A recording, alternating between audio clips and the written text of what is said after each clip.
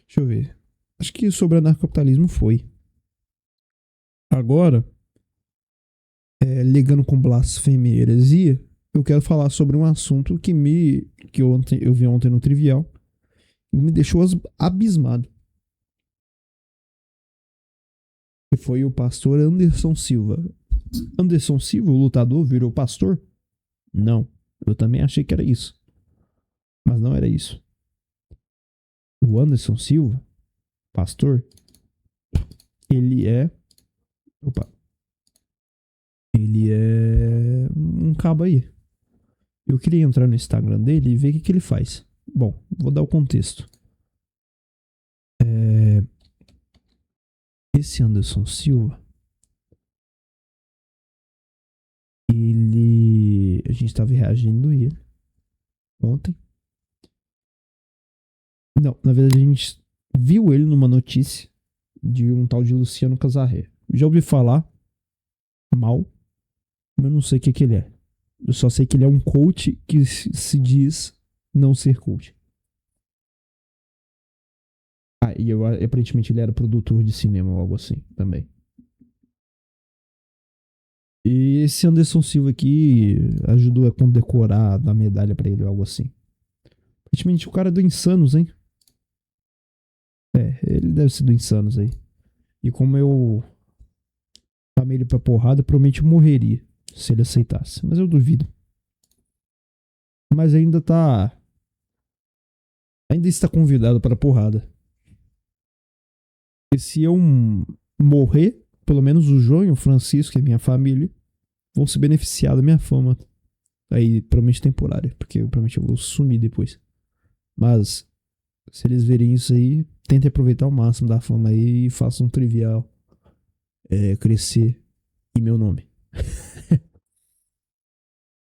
Quem que é esse Anderson Silva? Basicamente, ele é o pai do The Boys, só que da vida real e no Brasil. O que é o pai? Ele é um personagem que ele é um super-herói, que também é um pastor no The Boys. Ele tem o poder de falar alto pra caralho. E ele comete várias heresias e ele dá o cu pra mulher dele. Igual esse cara. Exatamente igual esse cara. A diferença é que esse cara não tem poder. E não se veste como super-herói. Mas vamos lá. Anderson Silva Org. Pré-candidato a deputado distrital por Brasília. O pastor dos autistas. Pai atípico, autista, palestrante e escritor. Bibliotecado Anderson. Biblioteca do Anderson. Beleza. Aí, esse cara, ele aparentemente faz negócio de coach também, né? Pra homem. Pra homem tentar ser homem. Mas ele mesmo não é homem nenhum. Nem exemplo de pai de família. Porque ele, aparentemente, ele casou com uma vagabunda. E eu falo que é vagabunda mesmo. E pra mim, quem usa decote e fala sobre sexualidade publicamente é vagabunda. E esse cara é um vagabundo também. No sentido não de ser pilantra, mas no sentido de ser um putão mesmo.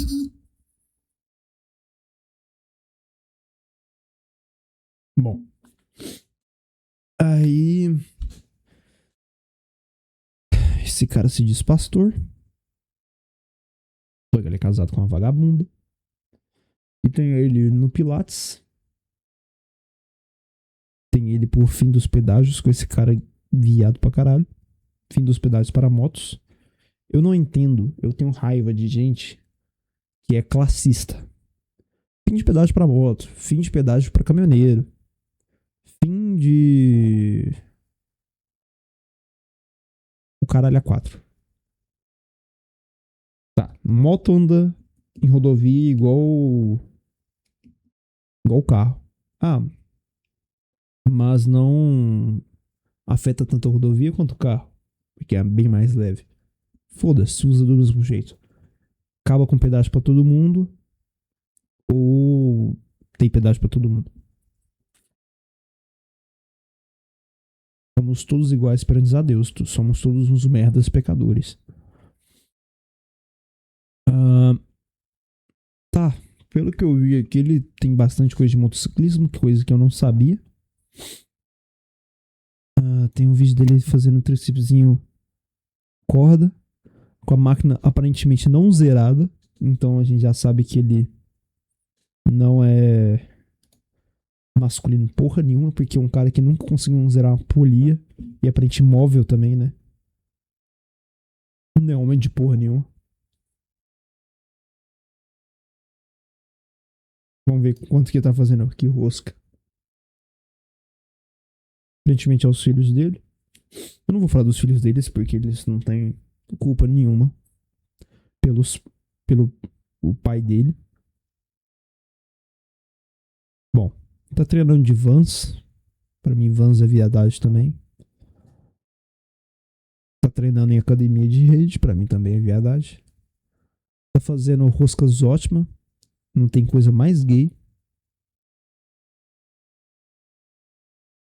E outra coisa que eu não aguento. Pai expondo o filho na internet. Tipo, não tem problema se você postar uma fotinha. É bonitinho e tudo mais. Beleza. Eu acho que eu não postaria, não. Evitaria ao máximo. De preferência nem da minha esposa, se um dia eu tiver uma.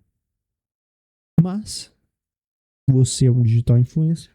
Você é pré-candidato. Você está em perigo de vida constante. Provavelmente você tem inimigos. Se fosse você, não postava a cara das suas crianças, que podem ser facilmente sequestradas, sodomizadas e mortos por qualquer vagabundo aí que é seu inimigo.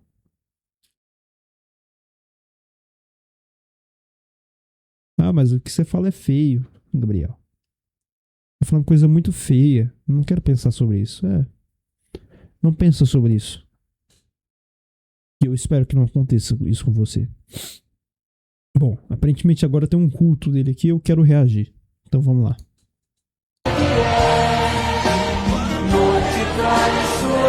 Não é o culto dele, não. É um culto católico, inclusive.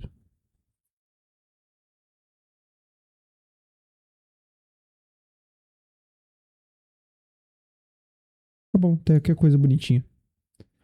Tem ele chorando aqui. Obrigado, Senhor, pela tua presença na Eucaristia, pela tua presença na palavra, pela tua presença nos irmãos. Glorificado sejas tu, pela tua preciosa graça que sempre nos acompanha.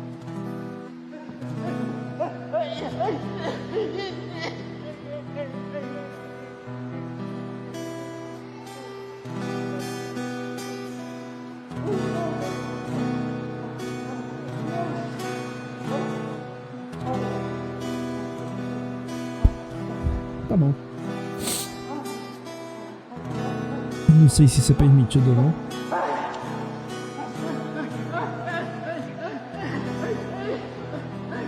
Não importa também, é muito não. Cara, agora que eu vi que isso aqui é de 6 de junho, a gente já desceu pra cacete. Então o cara posta provavelmente vários posts por dia. Mas eu queria tentar achar algum culto dele ou coisa do tipo. Aparentemente ele só fica reagindo a videozinho.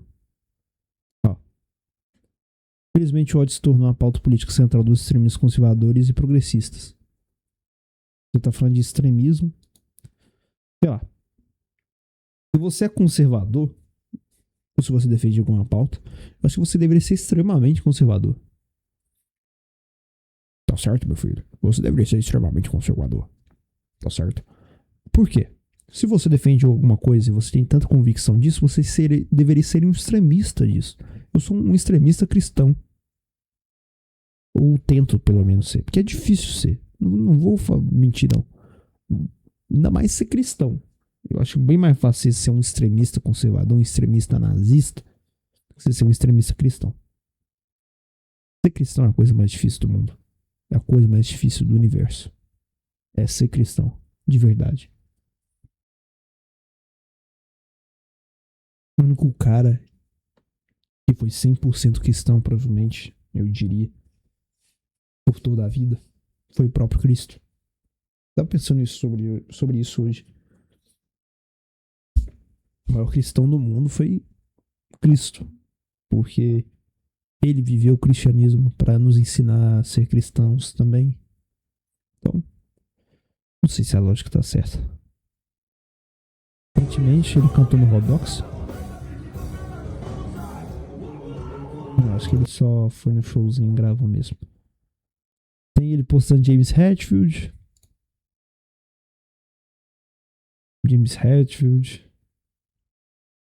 Ah, aqui ó, um corte do podcast dele. Vamos ver.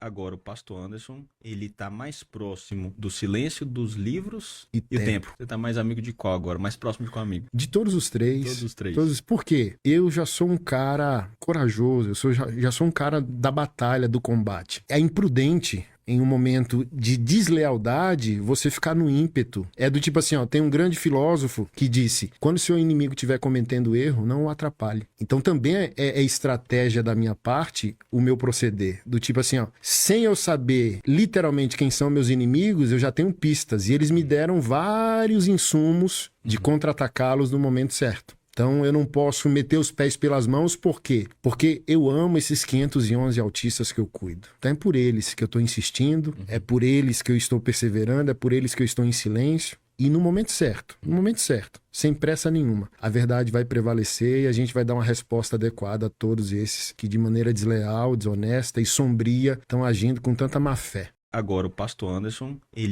Tá, mas quem são os seus inimigos? Porque como cristão que você disse, para mim os únicos inimigos seus deveriam ser os seus próprios pecados e os demônios. O seu inimigo deveria ser você mesmo. Porque os seus inimigos, entre aspas, seres humanos, você deveria perdoá-los. Não planejar contra-atacar contra eles. Claro que você deve se defender. Não estou falando isso. Tem que prezar pela sua vida, pela vida dos seus. Se necessário, você tem que matar as outras pessoas. Mas... de preferência não, né? Claro.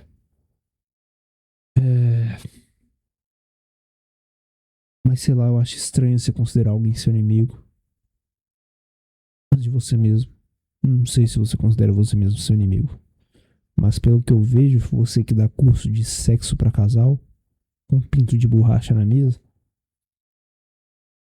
eu diria que você não tá sendo um bom cristão. Mesmo eu não sendo um bom cristão também. Mas eu consigo reconhecer um outro cara que não é um bom cristão. Quando você tá fora da igreja ortodoxa, você já tá sendo um mau cristão, desculpa. Claro que tem como você ser um bom cristão fora da igreja ortodoxa. Na verdade eu não sei, não tenho certeza. Só Deus dirá.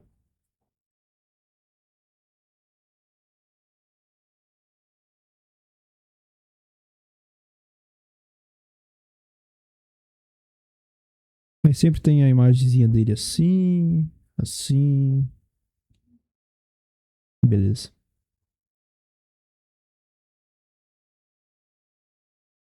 O equilíbrio da não sei o que. Tá bom. Aí tem foto da mulher dele. Tá. Agora. Deixa eu ver. Caralho.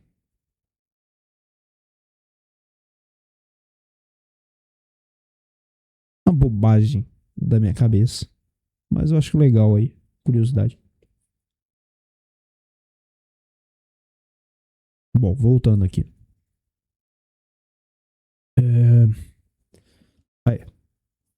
Eu queria ver esse aqui. Pastor Anderson Silva, curso de sexualidade.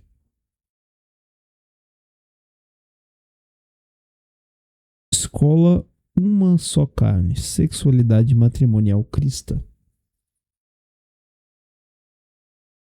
Também tem sexo, matrimônio, orgasmo. 2 horas e 21 de vídeo. Tá bom.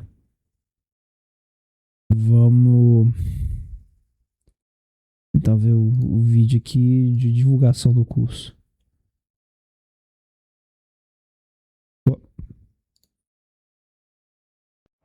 Aquilo que Deus criou, que não é pecado, Deus já é adorado. Quer você entenda isso ou não. Deus criou, Deus abençoou. E isso é um ato de louvor quando bem usufruído em direção. Isso acontece pior. Então, é disso que a gente está falando, de você ter a maturidade de discernir, de falar assim, não, essa música aqui realmente não tem como. Você vê a letra, você olhar, mas não você demonizar tudo. Rock que eu quero tirar. Você vê o tanto que muda, né? Igual eu tava falando, a gente pensa assim, essa questão, principalmente as mulheres.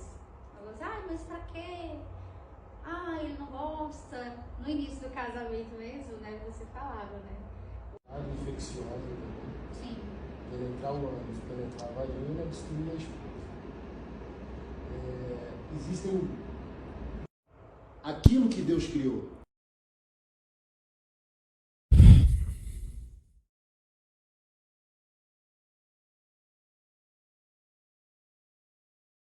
Impressão minha, eu tenho um Instagram só disso. Tem. Puta que pariu.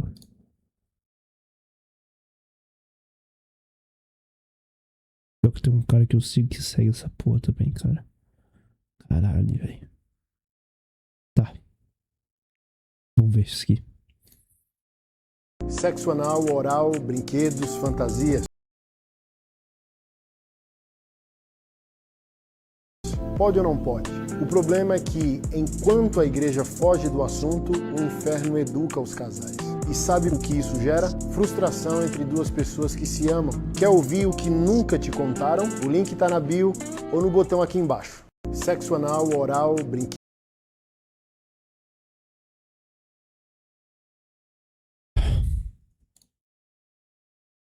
O negócio lá em casa sempre foi quente, né? Eu escuto muito, particularmente, de muitas mulheres que às vezes até me perguntam assim, nossa, mas como é que você dá conta, tanto filho, tanto menino? Eu falo, rapaz, pois é um negócio que eu não deixo pra ontem.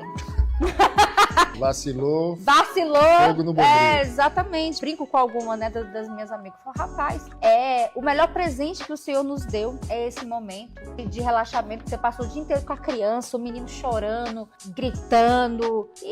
E a maioria das mulheres, quando se tornam mães, elas primeiro, né, elas esquecem que elas são, esquecem que são esposas para se tornarem apenas mãe. E aí isso também é uma das raízes, né, do problema dentro do casamento e principalmente do sexo. O negócio lá em casa sempre foi... Uma das coisas também que a gente quer trazer muito é de tirar esse tabu que a mulher não pode sentir prazer, né?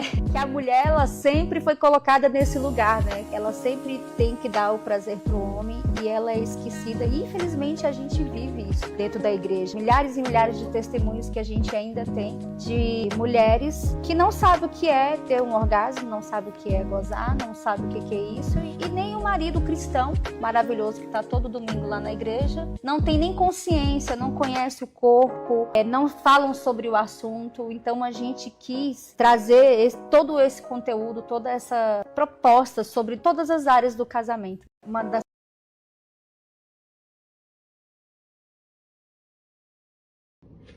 Em quase todo evento do Machonaria, eu pergunto aos homens, você vai ficar um dia conosco, inteiro, das 9 da manhã às 9 da noite.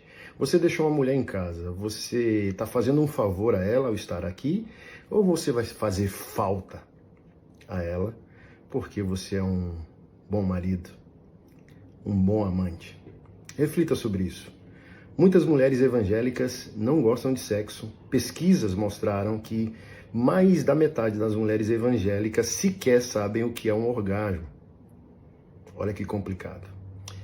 Então, os homens evangélicos não estão sendo ensinados a amar suas esposas sexualmente também, porque isso é provisão, isso é ser provedor, ser um bom amante, trazer satisfação sexual à sua esposa. E não confundir sexo com penetração, que é o que a maioria dos homens fazem, não apenas os evangélicos, ok? 2025 eu vou me comprometer como pastor a produzir conteúdo bíblico, teológico. Minha equipe está gerando uma plataforma aí para casais, criação de filhos, sexualidade, o que pode, o que não pode, é ou não é. Porque se não houver ensino, o povo perece. E se o povo perecer, o padrão da consulta a sexualidade e a pornografia. Isso não é digno para você, não é digno para o seu cônjuge e não glorifica a Deus, tá bom? A dica do dia é, eu tô fora de... Tá bom. Dos males o menor. Pelo menos o cara não vai ser essa porno de você sabe por quem que é financiado. Cara, como é que eu vou começar a falar?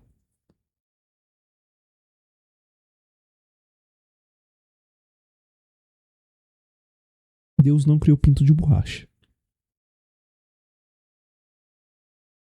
Aí eu tô me contradizendo, né? Porque eu falei que você não criou nada. Tá.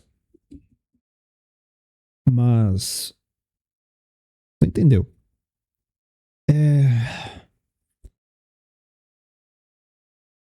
O corpo de vocês já não basta um pro outro. Não basta pra você já ter um orifício que foi feito pra fazer isso. Ou um orifício e um falo que foi feito pra fazer isso.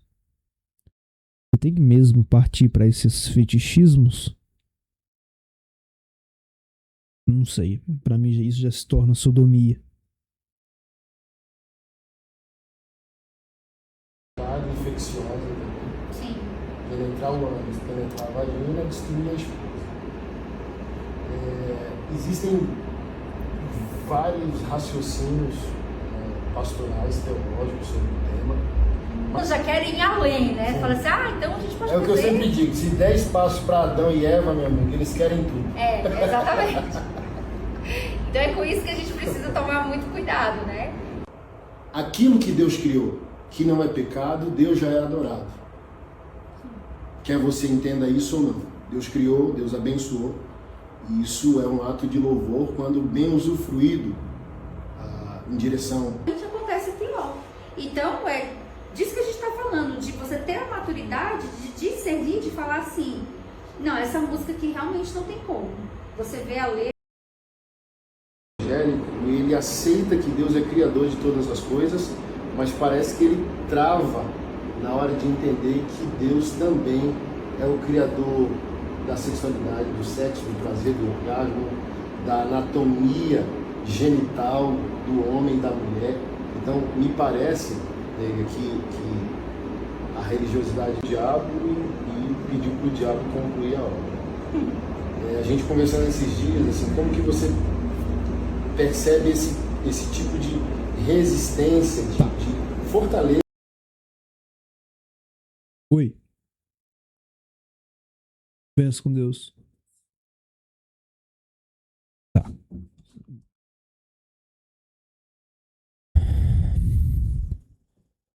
Pinto de borracha é uma deturpação da criação. Sexo anal é uma deturpação da criação. Sexo não é para ser falado em público. Não é à toa que você só se faz sexo após o casamento, porque é a maior intimidade de um casal. Certo? Certo. Quer contra-argumentar? Vai tomar no seu cu. Basicamente. É só isso. Ponto final. Eu tenho certeza que a igreja que foi fundada por Cristo concorda com isso. É só você perguntar para um arcebispo, um padre, para um patriarca, que ele vai te responder a mesma coisa. Ponto final.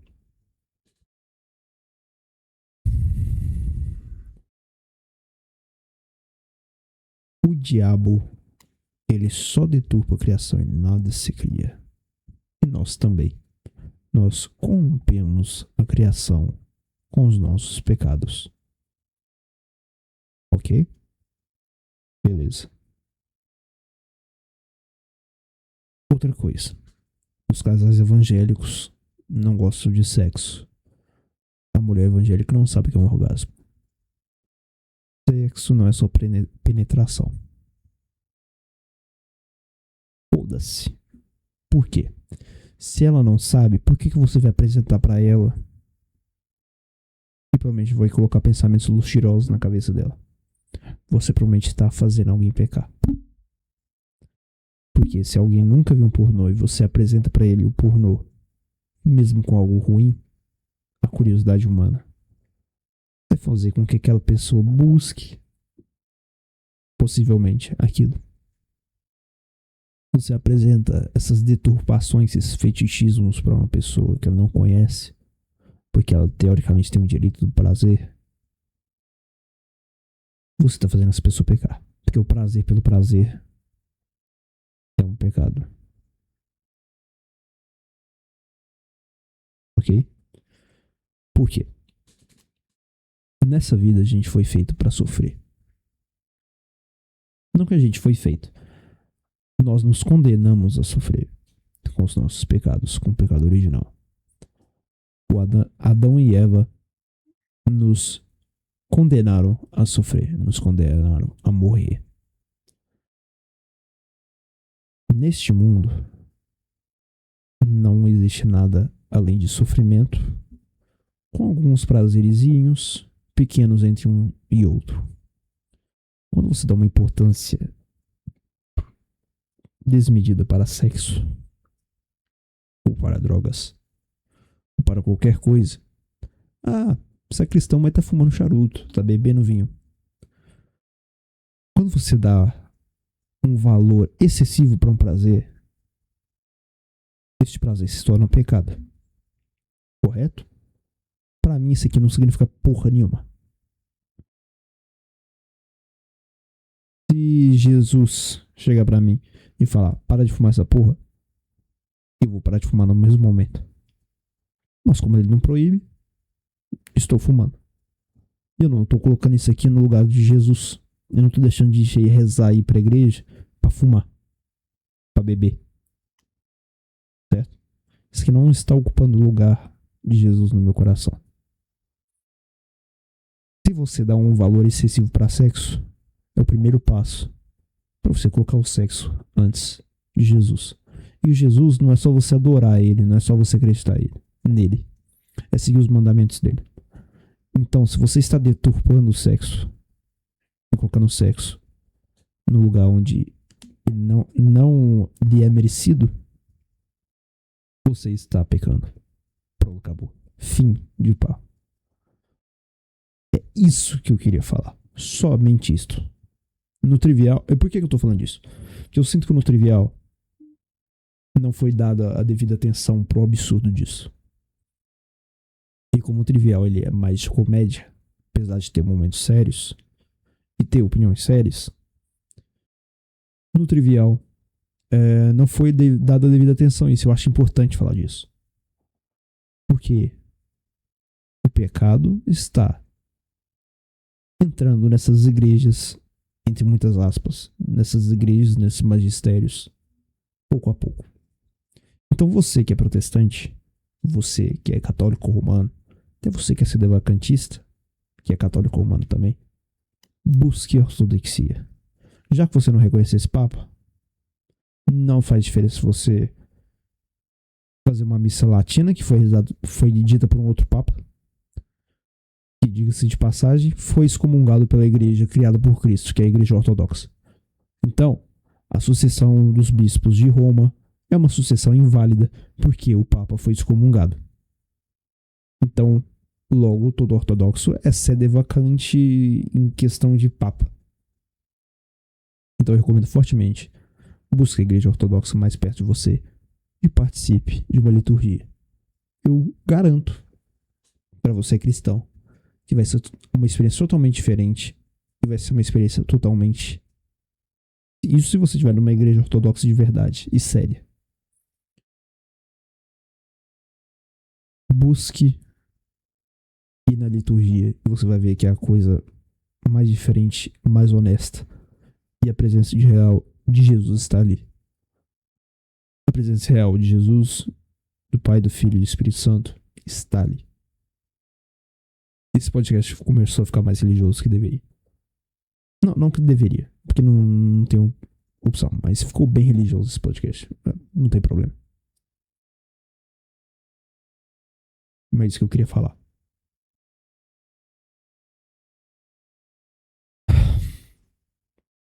Não sei se tem mais algo pra falar desse assunto. Eu já falei bem resumido já, eu acho. Deixa eu pensar um pouco.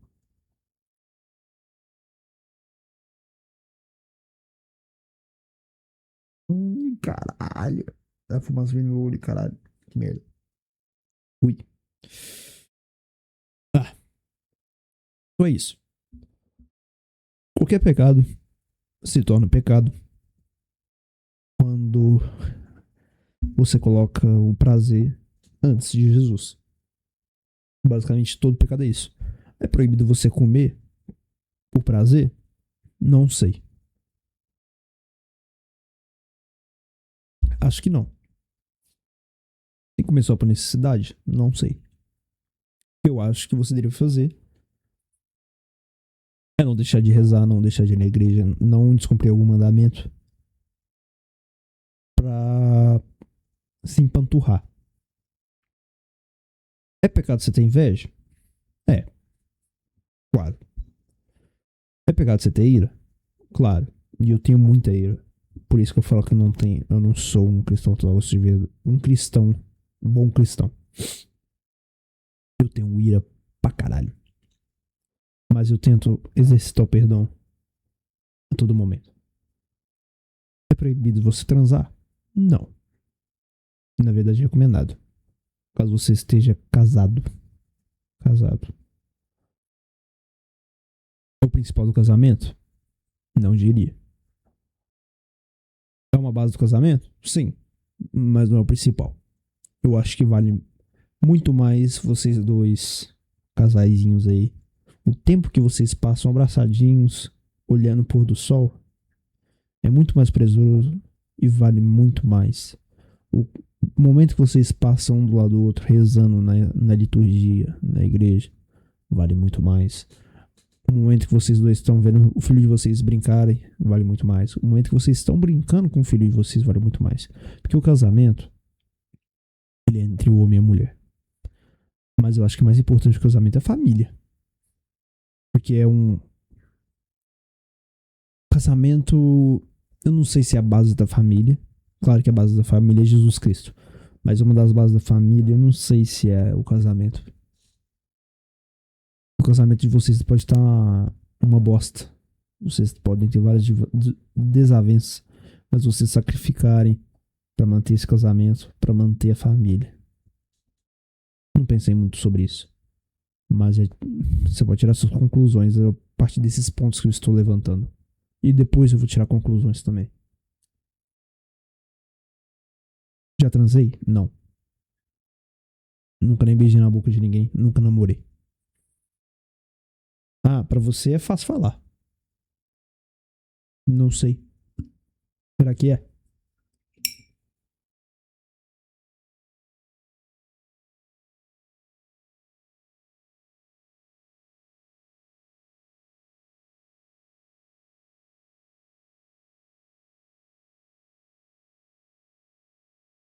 Horror.